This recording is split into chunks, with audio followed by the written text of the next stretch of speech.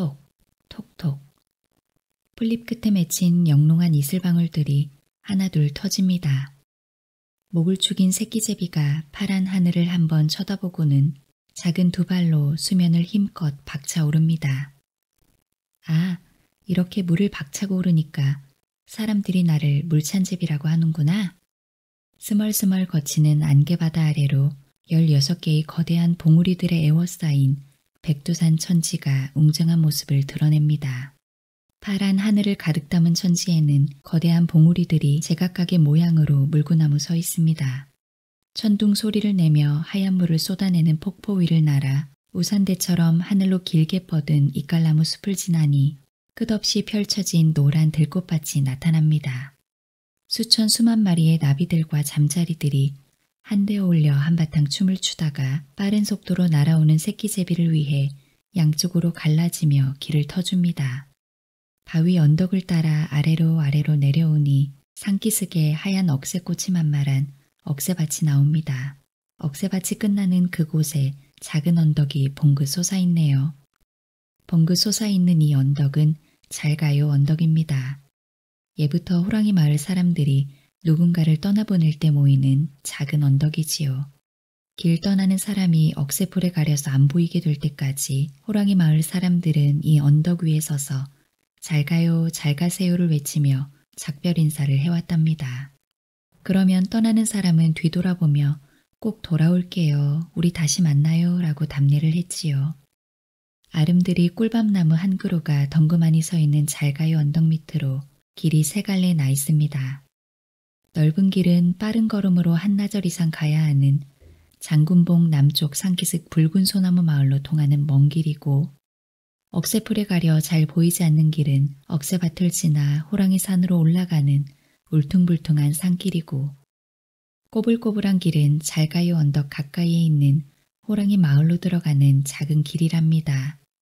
잘가요 언덕 위를 빙빙 돌던 새끼제비는 꼬불꼬불 작은 길을 따라 호랑이 마을로 날아갑니다. 긴 끝자락에 자그마한 마을이 수줍은 듯 아침 맞을 준비를 하고 있습니다. 밥을 짓는 집집마다 굴뚝에서 하얀 연기가 몽실몽실 피어나네요. 피어난 하얀 연기가 파란 하늘에 흩어지면서 이렇게 인사를 건넵니다. 호랑이 마을에 오신 것을 환영합니다. 새끼제비는 아침밥 짓는 구수한 냄새를 뚫고 이리저리 날아다니며 마을을 구경합니다. 우뚝 버티고선 호랑이산의 웅장함에 비해서 30-40여 가구가 옹기종기 자리 잡은 마을의 모습은 소박해 보입니다. 작은 마을과 커다란 산, 별로 잘 어울리지 않는 그림이지만 이 그림을 더 어색하게 만드는 건 억새풀을 엮어지은 보잘것없는 띠집들에 비해 지나치게 높은 울타리입니다. 집집마다 한 집도 빠짐없이 어른길을 훌쩍 넘는 높디 높은 울타리들을 쳐놓았습니다. 호랑이의 공격을 막기 위해서라고 합니다. 이 마을이 바로 가축을 놓아 기르지 못하고 나그네들이 아무리 고단해도 쉬어가지 않는다는 호랑이 마을입니다. 예전에는 전국의 네로라 하는 포수들이 호랑이를 잡겠다고 이 마을로 몰려들었다고 합니다. 포수들은 하나같이 자기가 우리나라에서 제일 유능한 포수라고 우쭐댔고, 이들이 호랑이 산으로 오를 때면 마을 사람들은 어김없이 잘가요 언덕에 모여 억새밭 길을 지나 산으로 올라가는 포수들에게 잘가요를 외쳐주었지요. 하지만 호랑이 산으로 올라간 포수들은 열이면 아홉은 다시 내려오지 못했습니다. 행여 구사일생으로 산에서 내려온 포수는 엽총도 내버린 채 혼비백산이 되어 호랑이 마을을 떠나고 말았답니다. 아주 오랜 옛날, 그러니까 이 마을의 제일 큰 어른인 촌장님의 할아버지의 할아버지의 할아버지가 살던 시절, 호랑이 마을은 평화로운 곳이었다고 합니다. 그 시절에는 호랑이와 사람들이 사이좋게 지냈다고 해요. 약초 캐러 산에 올라갔다가 길 잃은 할머니를 호랑이가 마을까지 인도해 주기도 하고, 엄마 잃고 배고파 마을로 내려온 호랑이 새끼들에게 마을 사람들이 어미소의 젖을 짜서 주기도 했다고 해요. 평화롭던 그 시절, 호랑이 사는 마을 아이들에게는 재미난 놀이터였고, 어른들에게는 나물이며 귀한 약초를 무한정 품은 고마운 곳이었다고 합니다. 그러던 어느 날 임금님이 호랑이 사냥을 하러 많은 신하와 무관들을 거느리고 이곳 호랑이 마을을 행차했습니다. 이때 온 나라에서 몰려온 사냥꾼들이 호랑이 가죽을 구하기 위해 산을 드나들면서부터 호랑이와 마을 사람들의 사이는 점점 멀어지게 되었답니다. 성난 호랑이는 산에서 만나는 사람들에게 날카로운 발톱을 휘둘렀고 때로는 마을로 내려와 다자란 어미소를 물어 죽이기도 했답니다. 급기야 호랑이 마을에는 집집마다 높은 담이 올라갔고 마을 사람들은 사나워진 호랑이들을 잡기 위해 쇠꼬챙이로 만든 덫을 산 곳곳에 심어 놓았대요. 덫에 걸려 발이 부러진 엄마 호랑이가 새끼를 부르며 울부짖는 소리에 마을 사람들은 밤잠을 설치는 날이 많았답니다. 결국 세월이 흐를수록 호랑이는 사람을 무서워하게 되었고 사람도 호랑이를 무서워하게 되었습니다. 그리고 더 이상 사람들은 호랑이 산에 함부로 오를 수 없게 되었습니다. 호랑이 마을 위를 할 일 없이 떠돌던 새끼제비가 갑자기 방향을 틀어 잘 가요 언덕 쪽으로 손살같이 날아갑니다. 큰 길 위에서 움직이는 무언가를 발견했기 때문입니다. 그것은 마치 잘 가요 언덕 쪽으로 어슬렁거리며 다가오는 두 마리의 호랑이 같아 보입니다. 쟤네 호랑이 맞아? 호랑이들이 왜 이른 아침부터 큰 길가에서 어슬렁거리지? 새끼제비가 호기심을 가질 만도 합니다. 캄캄한 밤중이나 어두운 숲속에서 은밀하고 민첩하게 움직이는 호랑이가 마을 근처 큰 길가에서 어슬렁거릴 이유가 없거든요. 새끼제비가 궁금해하는 사이에 호랑이들은 잘 가요 언덕 위로 올라섭니다. 호랑이가 아니라 사람이네? 새끼제비가 눈을 비비고 다시 보니 이들은 호랑이가 아니라 황금빛 호랑이 가죽으로 만든 외투를 걸친 덩치 큰 사내와 늠름한 소년이군요. 얼굴의 절반을 가린 새까만 수염, 구릿빛 피부에 흰자위가 번뜩이는 눈, 거대한 수호랑이를 닮은 기골이 장대한 사내와 그의 아들인 듯 12~13살쯤 되어 보이는 소년입니다.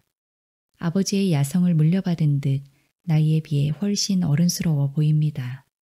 호랑이 가죽으로 만든 길고 거친 외투를 걸치고 큰 엽총으로 둘러맨 것으로 보아 한눈에도 이들이 호랑이 사냥꾼임을 알 수 있습니다.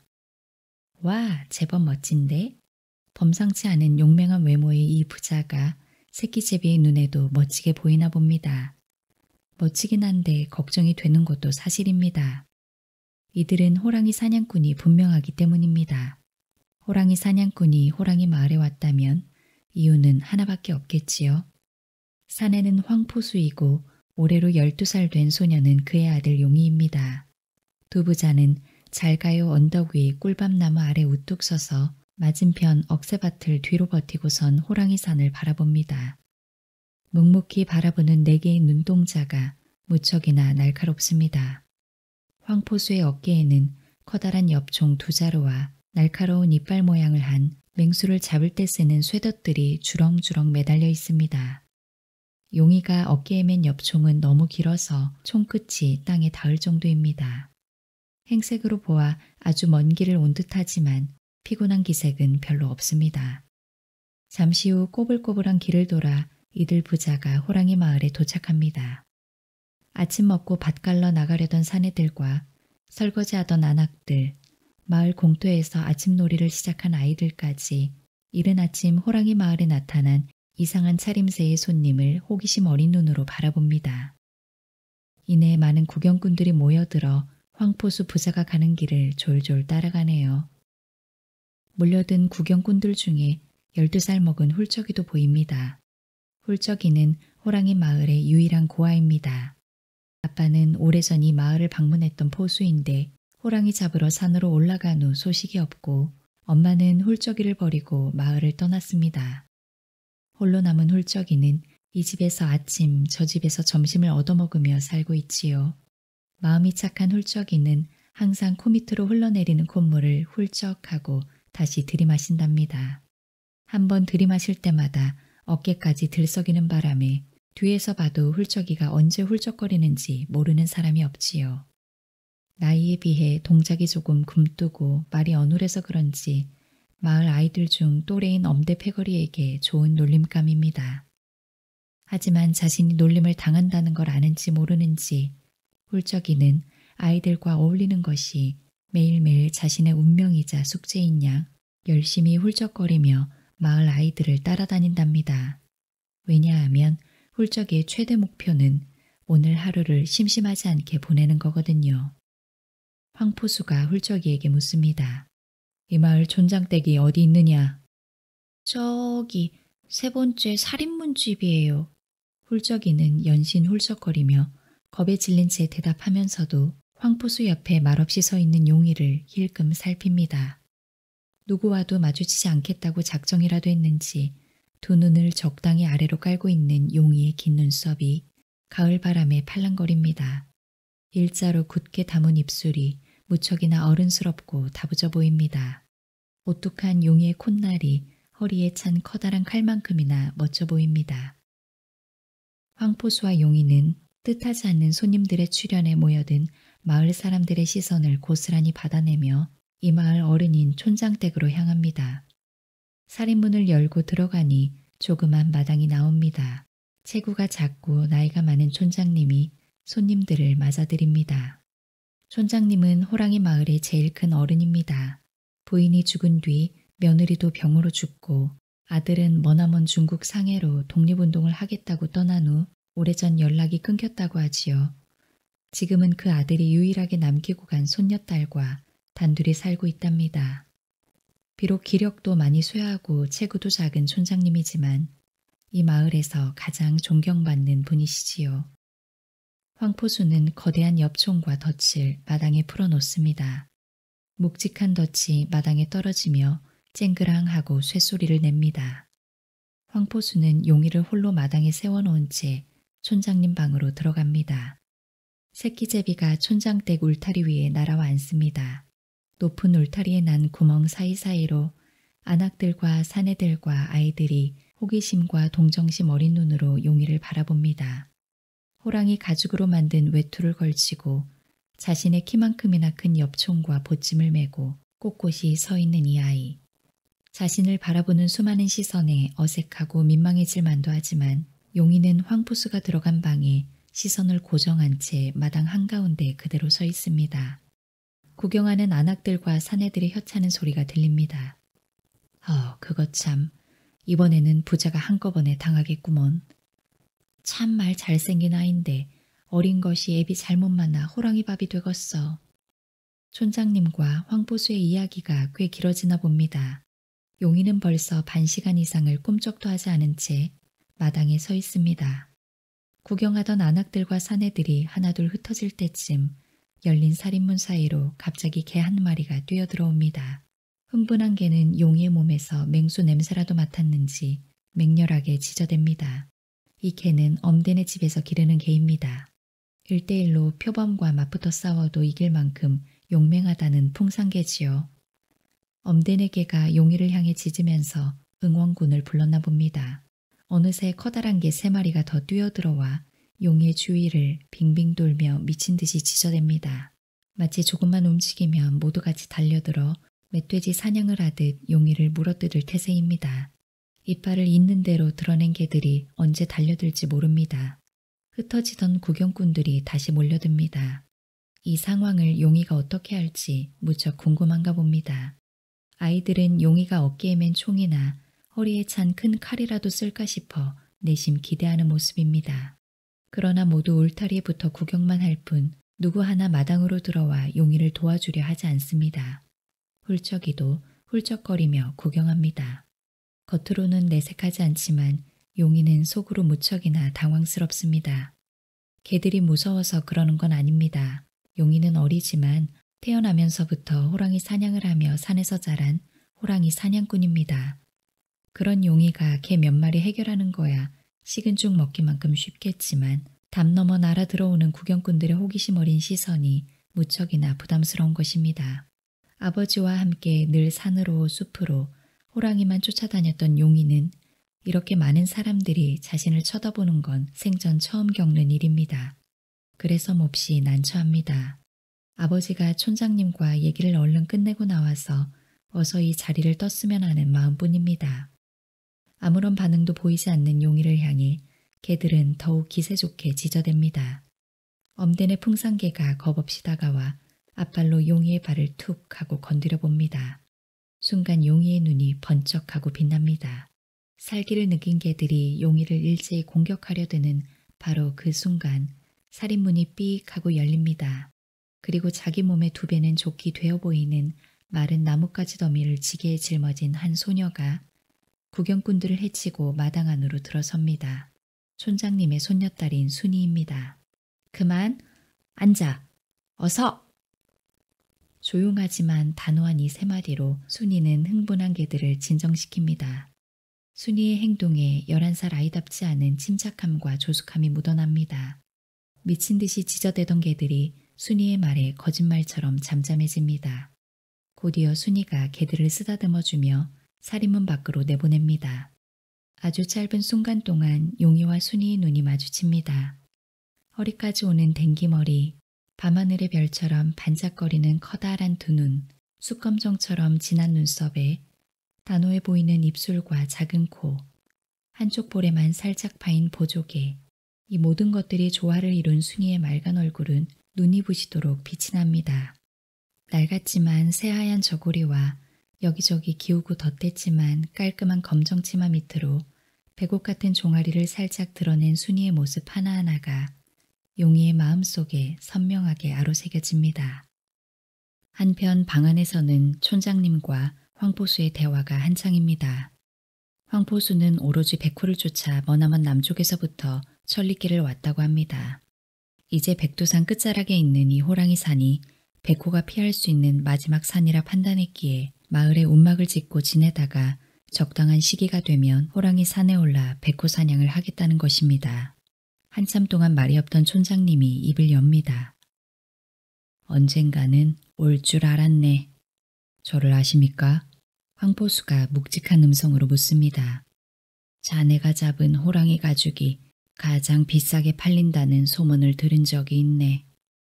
그렇습니다. 4년 전 돌연 호랑이 사냥을 멈추고 사람들 눈에서 사라지기 전까지 황포수는 전국의 호랑이 사냥꾼들 사이에서 전설로 통하는 명포수였습니다. 호랑이 가죽을 구하는 일본 상인들 사이에서도 황포수가 잡은 호랑이 가죽이 가장 비싸게 팔렸다고 합니다. 황포수의 호랑이 가죽에는 총알 구멍이 단 하나밖에 없기 때문입니다. 아무리 사납고 커다란 호랑이를 사냥할 때도 황포수는 총알을 단 한 발만 사용했다고 합니다. 보아하니 먼 여행에 지친 것 같은데 며칠 쉬었다가 그냥 갈 길을 가게. 마을에 작은 움막을 지을 수 있도록 허락해 주십시오. 배 끼치지 않고 올겨울 첫눈이 올 때까지만 머물다가 호랑이 산으로 올라가겠습니다. 답하는 황포수의 목소리가 낮지만 쩌렁쩌렁 울립니다. 자네, 밖에 서 있는 저 어린아이를 데리고 호랑이 산에 오를 셈인가? 저희는 한반도 남쪽 끝에서부터 백두대간을 타고 이쪽까지 왔습니다. 제 아들은 비록 나이는 어리지만 아이가 아닙니다. 용이는 그 누구보다도 용감하고 유능한 사냥꾼입니다. 백호가 정말 있다고 생각하나?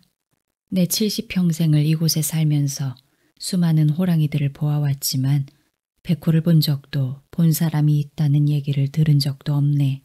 그 있지도 않은 백호를 잡기 위해 산에 올라가서 호랑이들을 화나게 하려는 건가?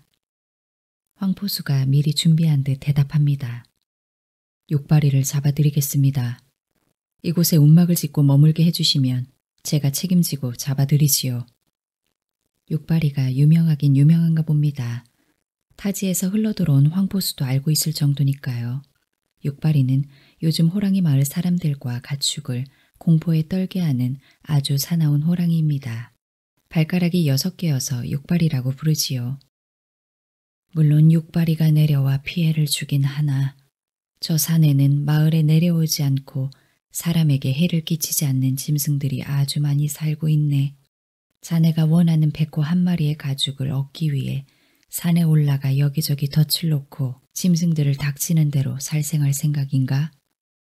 육바리처럼 마을로 내려와 사람과 가축을 해치는 호랑이가 아니면 살생하지 않겠습니다. 다른 짐승들은 건드리지 않겠습니다. 저희 목표는 오로지 백호뿐입니다. 올겨울 이곳에서 사냥해보고 못 잡으면 이 마을을 떠나겠습니다. 황포수가 나무에 못을 박듯 단호하게 말합니다. 촌장님이 마침내 허락합니다. 정이 뜻이 그러하다면 그렇게 하게나 황포수. 자네가 호랑이 산에서 백호를 찾든 못 찾든 한 가지는 꼭 기억했으면 하네. 호랑이들은 우리가 이곳에 마을을 만들고 정착하기 훨씬 오래전부터 이 산에서 살고 있었네. 누가 주인이고 누가 객인지 생각해보게나. 사람에게 해가 된다고, 혹은 조금 불편하다고, 혹은 조금 이득이 생긴다고 닥치는 대로 잡아 죽이면 세상이 어찌 되겠는가. 설령 그것이 사람이 아니라 짐승일지라도 말일세. 세상은 더불어 사는 곳이네. 짐승과 더불어 살지 못하는 사람은 사람과도 더불어 살 수 없는 법이야. 촌장님의 얘기를 듣는지 안 듣는지 황포수는 말이 없습니다. 쩍! 황포수가 어른 몸통만한 통나무를 비스듬히 세워놓고 커다란 도끼를 한번 휘두르니 통나무가 쩍 하고 두 동강이 납니다. 동강난 통나무 토막을 용이가 한쪽 어깨로 번쩍 짊어져 나릅니다. 용이는 움막을 짓는 내내 일자로 뻗은 입술을 굳게 담은 채 고된 일에 대한 아무런 불평도 없이 황포수를 돕습니다. 움막을 짓는 일이 익숙한 듯 한나절 뚝딱뚝딱하니 이내 그럴듯한 움막이 올라갑니다. 통나무로 기둥을 삼고 굵은 나뭇가지로 뼈대를 올리고 그 위에 짚을 얹은 움막입니다. 마을 사람들은 먼 발치에서 구경만 할 뿐 누구도 선뜻 다가가지 않습니다. 갑자기 마을로 찾아든 객들이 은근히 부담스럽나 봅니다. 아이들이 호기심 반 장난기 반으로 황포수 부자의 움막에 갈라치면 어른들은 야단을 칩니다. 그 마음도 이해가 갑니다. 왜냐하면 사실 마을 어른들은 호랑이를 잡기보다는 호랑이들과 더불어 살기를 원하기 때문입니다. 그 옛날 임금님과 사냥꾼들이 그랬던 것처럼 백호를 잡는답시고 행여 산속의 호랑이들을 화나게 하지는 않을까 걱정이 앞서는 것입니다. 지난 몇 년 동안은 이 마을을 방문하는 손님이 없어서 조용히 살았는데 난데없이 황포수 부자가 나타나 산으로 가겠다고 하니 이를 반길 마을 사람들은 없었던 것입니다. 물론 요즘도 마을에 내려와 개나 송아지를 몰아가는 호랑이가 없는 건 아닙니다. 특히 몸집이 집채만한 육발이 이놈은 최근 들어 유달리 자주 마을에 내려와 피해를 입히곤 합니다. 왼발 발가락이 6개라 육발이로 불리는 이 호랑이는 아주 무시무시한 놈이지요. 커다란 발가락이 6개인지라 쇠갈고리처럼 생긴 발톱도 6개. 큰 발을 들어 핥히면 그 앞에 있는 것이 무엇이든 6개의 큰 구멍이 생기고 맙니다. 또 덩치에 비해 동작은 어찌나 빠른지 총을 겨누기도 힘들 정도로 번개같이 움직이는 녀석입니다. 육발이는 불과 사나흘 전에도 마을로 내려와 엄대네 집 어미소를 물어갔습니다. 엄대네 식구들은 방문을 걸어 잠근 채 문틈으로 육발이가 어미소를 물고 울타리를 뛰어넘는 광경을 직접 목격했습니다.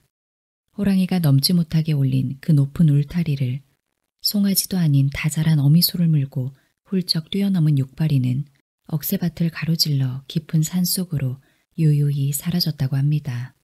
어미소는 산으로 끌려가면서 계속 울어댔고 엄대네 식구들은 육발이가 무서워 방 밖으로 나오지도 못한 채 어미소의 울부짖는 소리를 들어야 했답니다.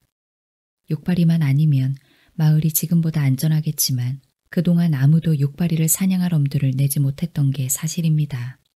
동해 번쩍 서해 번쩍 신출귀몰하는 이놈을 잡기 위해 호랑이 산에 오른다는 건 상상할 수 없을 만큼 위험한 일이었고 마을에 내려와 가축을 물어가도 워낙에 사나워 잡을 엄두를 내지 못했습니다. 그저 나타나면 피하고 마주치면 달래면서 조심조심 더불어 사는 수밖에 없을성 싶었습니다. 황포순의 움막을 자유자재로 드나드는 유일한 사람은 훌쩍입니다. 황포수 부자가 호랑이 마을에 온 그 순간부터 훌쩍이는 그림자처럼 용이를 졸졸 따라다니고 있습니다. 그렇다고 해서 용이와 특별히 얘기를 나누는 것도 장난을 치는 것도 아니지만 그래도 용이 옆에 있는 게 너무 좋은가 봅니다. 무엇보다도 훌쩍훌쩍하고 흉내내며 놀리는 엄대 패거리들과는 달리 어른스러워 보이는 용이가 무척이나 마음 든든합니다. 황포수 부자가 이 마을에 온 후로 순이는 줄곧 황포수 부자에게 저녁밥을 지어주고 있습니다. 인정 많고 생각이 깊은 촌장님의 뜻이지요.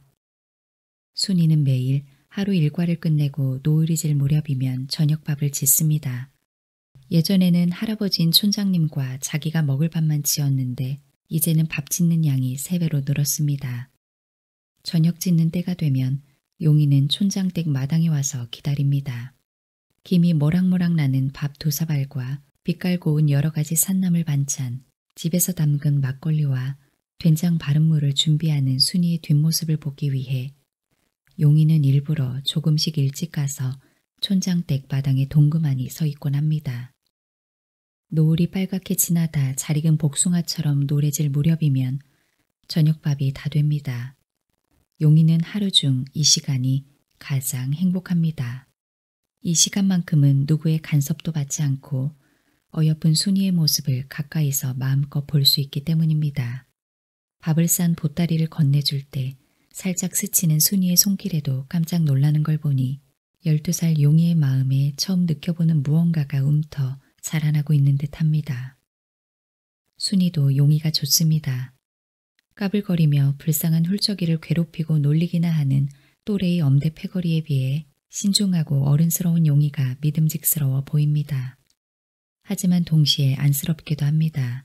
어린 소년답지 않은 외로움이 깊숙이 밴 짙은 눈동자와 거친 손가락 마디마디 박힌 굳은 살만 보아도 엄마 없는 용이가 그동안 타지를 돌며 얼마나 힘들게 살아왔을지 어느 정도 짐작이 되니까요.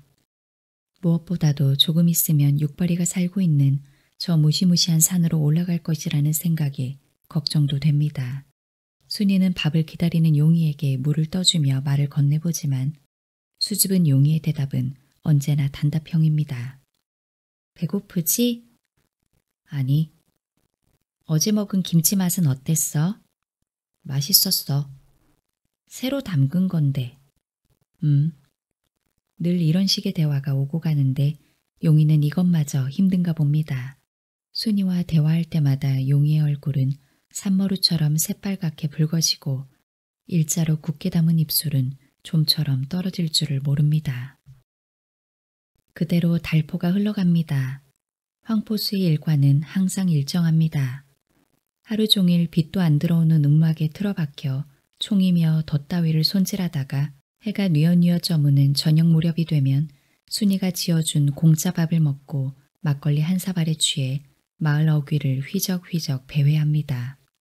백호든 육발이든 호랑이를 잡으러 산에 오를 생각은 도무지 하지 않는 것 같습니다. 한마디로 그냥 놀고 먹는 중입니다. 용이는 주로 움막 앞 작은 공터에 앉아 나무를 깎아 이것저것 만들며 하루를 보냅니다. 손재주가 남달리 좋은 용이는 멋진 나무칼을 깎아 훌쩍이에게 선물했답니다. 난생 처음 훌륭한 선물을 받은 훌쩍이가 어디서 났는지 답례로 고구마 말린 것을 한 움큼 얻어다 용이에게 줍니다. 용이야, 너 진짜 호랑이 본 적 있어? 말린 고구마를 우물우물 불려 먹으며 훌쩍이가 묻습니다. 용이는 고개를 끄덕입니다. 몇 번? 1번? 2번? 용이는 대답이 없이 나무를 깎습니다. 호랑이 진짜 커? 진짜 집채만한 호랑이도 봤어? 용이는 다시금 고개만 끄덕거립니다. 안 무서웠어? 훌쩍이의 질문이 계속 이어집니다. 나 같으면 되게 무서울 텐데 호랑이 그거 총 맞으면 진짜 죽어? 몇 발 맞으면 죽어? 10발? 100발? 용이가 대답하지 않자 훌쩍이는 더 이상 묻지 않습니다. 잠시 후 용이가 침묵을 깨고 대답합니다. 한 번에, 왕자를 한 번에 맞히면 죽어. 왕자? 왕자가 뭐야? 호랑이 이마 정수리에는 임금 왕자 무늬가 새겨져 있거든. 와, 그렇구나. 너도 왕자 맞춰봤어? 기분 좋았겠다. 불쌍해. 불쌍하다고? 호랑이가? 용의 말을 이해하지 못하는 훌쩍이가 또 연신 훌쩍거립니다. 훌쩍이가 호랑이 산 우거진 숲 사이를 커다란 엽총을 들고 멋지게 걸어갑니다. 개울가에 비친 자신은 호랑이 가죽으로 만든 외투를 입은 사냥꾼의 모습입니다. 훌쩍이는 더 이상 훌쩍거리지도 않습니다. 보무도 당당하게 걸어가던 훌쩍이는 숲에서 나는 바스락거리는 소리를 놓치지 않고 재빠르게 엽총을 겨눕니다. 아기사슴 한 마리가 발발 떨고 있네요. 괜찮아, 아기사슴아. 난 너를 잡으러 온 게 아니란다. 훌쩍이가 아기사슴을 안심시키는 바로 그 순간 어흥! 아기사슴 뒤에서 그 무시무시한 육바리가 나타납니다. 그런데 어찌 된 일인지 어흥하며 포효하는 육바리 앞에서 훌쩍이는 놀라지 않습니다. 오히려 근엄한 목소리로 육바리를 꾸짖습니다. 잘 만났다, 육바리. 불쌍한 엄대네 어미소의 원수를 갚아주겠다! 육바리가 6개의 발톱을 세우고 훌쩍이에게 달려들 태세를 갖춥니다. 훌쩍이도 차분하게 엽총을 들어 육바리 정수리의 왕자를 겨눕니다. 성난 육바리가 풀쩍 뛰어 훌쩍이를 덮칩니다. 훌쩍이가 엽총에 방아쇠를 당깁니다. 그런데 천둥 같은 소리와 함께 총알이 발사되는 대신 총구에서 말린 고구마 한 개가 픽하고 나옵니다. 달려드는 육바리의 발톱 앞에 당황한 훌쩍이의 눈동자가 달걀만큼 커집니다. 으악! 훌쩍이의 비명에 움막 지붕가에 앉아 졸던 새끼제비가 깜짝 놀라 파드닥 날아갑니다. 훌쩍이가 낮잠에서 깨어납니다. 용인의 움막 앞에서 나무를 조각하다가 잠이 들었나 봅니다. 어휴, 다행이다. 순이가 놀러 왔네? 순이가 처음으로 용인의 움막에 놀러 왔습니다. 나무 조각을 하는 용이 옆에 서서 구경하고 있네요. 손에는 달걀 3개를 들고 있습니다. 촌장댁 암탉들이 막 낳은 따뜻한 달걀입니다. 새 아이들은 움막 앞에 나란히 앉아 순이가 가지고 온 달걀을 사이좋게 나눠 먹습니다. 만난 달걀을 먹고 기분이 좋아진 훌쩍이가 용이와 순이를 어디론가 데리고 갑니다. 어느 누구에게도 가르쳐주지 않은 자신만의 오래된 비밀 장소이지요. 잘가요 언덕 밑 긴 풀에 가려져 있는 비밀 동굴입니다. 입구에 풀이 우거져 있기에 자세히 보지 않고는 도저히 찾을 수 없는 곳입니다. 우거진 긴 풀들을 들추고 커다란 돌멩이들을 치우자 조그만 굴 입구가 나옵니다. 여기가 내 비밀 창고야. 좁은 입구에 비해 굴 안은 아이들 3명이 넉넉히 앉을 만큼 넓습니다. 다 해졌지만 솜니불도 있고 베개도 있습니다. 구멍난 솥단지 안에는 꿀밤이 가득 들어 있습니다. 용이야, 이것 좀 봐. 너 혹시 이게 뭔지 아니? 훌쩍이가 자기 머리통보다도 커다란 쇳덩이를 들어 보입니다. 꽤 무거운지 낑낑대는 훌쩍이의 양손에 조금 더럽지만 아직 녹슬지 않은 노란빛을 잔뜩 머금은 종이 들려 있습니다. 작년에 마을을 지나가던 나그네 아저씨가 무겁다고 버리고 간 건데 어디다가 쓰는 물건인지 모르겠어. 용이는 10살 때 저 멀리 남쪽 북한산 자락을 지나면서 이것과 비슷한 종을 본 적이 있습니다. 북한산 밑자락의 큰 마을에서 보았는데 뾰족한 지붕 위에 십자가가 솟아있는 집의 하얀 벽에 매달려 있었습니다. 땡, 땡. 검정색 옷을 입은 코쟁이 아저씨가 종을 치자 사람들이 그 집으로 하나둘 모여들었습니다. 산속에서만 살아온 용이가 생전 처음 들어보는 종소리는 마음속으로 울려 퍼지는 것 같았습니다. 아버지 황포수가 발길을 재촉하는 바람에 다시 산으로 올라가야 했지만 북한산을 넘는 내내 용이의 마음속에는 종소리가 울려 퍼졌습니다. 이건 종이라는 거야. 이걸 치면 사람들이 모여들어. 왜? 사람들이 왜 모여들어? 몰라. 그냥 모여들어. 밥 주나? 감자? 헤, 달걀 주면 제일 좋겠다. 순이도 생전 처음 보는 종을 조심스레 어루만져 봅니다. 순이의 따뜻하고 작은 손이 차가운 쇠종에 찰싹 달라붙었습니다. 아이들은 이 종을 잘가요 언덕 위 꿀밤나무 가지에 매달기로 했습니다. 용이가 움막으로 뛰어가 밧줄을 구해옵니다. 그러곤 밧줄 한쪽 끝을 입에 물고 아름드리 꿀밤나무를 기어오르기 시작합니다. 기어 올라가는 동작이 어찌나 빠른지 마치 나무를 잘 타는 표범 같습니다. 조심해, 용이야. 꿀밤나무 아래에서 용이를 올려다보던 순이가 걱정해 줍니다. 그 소리를 들은 용이 가슴이 콩콩 빠르게 뛰기 시작합니다. 나무 타는 게 무서워서 그러냐고요? 아니요. 용이는 눈 감고도 이 정도 높이의 나무를 탈 수 있습니다.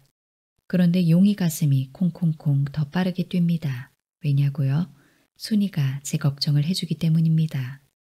용이는 누군가가 자기를 걱정해 주는 것이 이렇게 가슴 설레는 일이라는 걸 오늘에서야 처음 알게 되었습니다.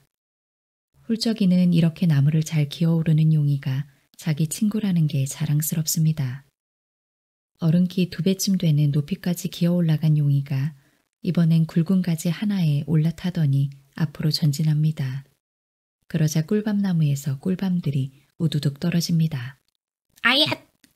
잘 익은 꿀밤 한 개가 훌쩍이 머리 위로 통 하고 떨어집니다. 순이는 꿀밤들을 한아름 주워 담습니다. 잠시 후 잘가요 언덕 꿀밤나무 위에 노란 종이 달립니다. 어느새 나무에서 내려온 용이가 종을 칠 수 있도록 밧줄을 매달아 땅에서도 손이 닿을 만한 곳까지 늘어뜨려 놓습니다. 아이들은 이 종을 오세요 종이라고 부르기로 했습니다. 종을 치면 사람들이 모인다고 용이가 가르쳐 주었기 때문입니다. 준비, 시작! 용이와 훌쩍이와 순이가 동시에 밧줄을 잡고 힘차게 흔들기 시작합니다. 댕, 댕, 댕. 종소리가 온 마을에 울려 퍼집니다. 밭을 갈던 사내들도 아기를 업어주던 안악도 담배 피우던 촌장님도 억새풀을 물고 가던 새끼제비도 잠자던 호랑이도 모두 은은한 종소리를 듣습니다. 오세요, 어서 오세요. 잘가요 언덕의 오세요 종소리가 이제 막 노을이 물드는 하늘로 올라갑니다. 그렇게 또 호랑이 마을의 하루가 저물어 갑니다. 세월이 참 손살 같습니다. 다시 달포가 지났습니다. 첫눈이 온 세상을 하얗게 덮은 날 이른 아침부터 마을 사람들이 잘가요 언덕에 모여들기 시작합니다. 어른들은 작은 목소리로 다시는 황포수 부자를 볼 수 없을 거라고 수군댑니다. 어떤 이는 동정하고 어떤 이는 걱정하고 또 어떤 이는 비아냥거리고 이 모든 소리가 뒤죽박죽되어 잘가요 언덕에 웅성거리며 퍼집니다. 순이도 촌장님과 함께 잘가요 언덕에 오릅니다. 순이의 손이 빨갛게 얼었습니다. 새벽부터 일어나 황포수 부자를 위해 먹을거리를 만들어 오는 길입니다. 훌쩍이는 훌쩍거리며 애꿎은 눈을 발로 박박 긁어봅니다. 꿀밤나무 가지에 매달려 있는 하얀 눈이 소복하게 쌓인 오세요 종도 오늘만큼은 쳐다보기 싫습니다. 잠시 후 엽총과 덫을 어깨에 주렁주렁 맨 황포수와 용이가 나타납니다. 드디어 호랑이 산에 오르는 날이 온 것입니다. 몸 조심하게. 백호를 어느 정도 찾다가 못 찾으면 다시 이리 내려오게. 추운 날씨 탓에 말하는 촌장님 입에서 하얀 입김이 모락모락 피어오릅니다. 백호를 못 찾으면 육발이라도 잡아오겠습니다. 황포수의 쩌렁쩌렁한 목소리가 차가운 아침 공기를 가릅니다. 용이는 순이에게 하고 싶은 말이 많지만 아무 말도 못합니다. 말만 못하는 게 아니라 순이를 똑바로 쳐다보지도 못합니다. 그런 용이에게 순이가 먼저 다가갑니다. 몸 조심해. 이거 주먹밥이랑 달걀이랑 다시 올 거지? 용이야, 돌아올 거지? 그치? 다시 일로 걸어 내려올 거지? 훌쩍이도 옆에서 끼어듭니다. 용이는 결국 한마디도 못합니다. 걱정 마 순이야. 다시 올게 훌쩍아. 이 두 마디가 가슴에 꽉 차 있지만 목에 걸려 나오질 않습니다. 황포수와 용이가 떠나갑니다. 눈 덮인 억새밭을 휘적휘적 헤치며 호랑이 산으로 올라갑니다.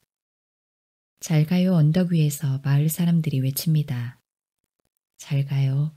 잘 가세요. 황포수와 용이의 뒷모습이 하얀 억새풀 사이에 파묻히기 시작합니다. 이제 용이는 보이지 않고 황포수의 호랑이 가죽 모자만 보였다 안 보였다 하며 점점 멀어져 갑니다. 잘 가요를 외치던 마을 사람들도 추운 날씨에 귓볼을 비비며 하나둘씩 집으로 돌아갑니다.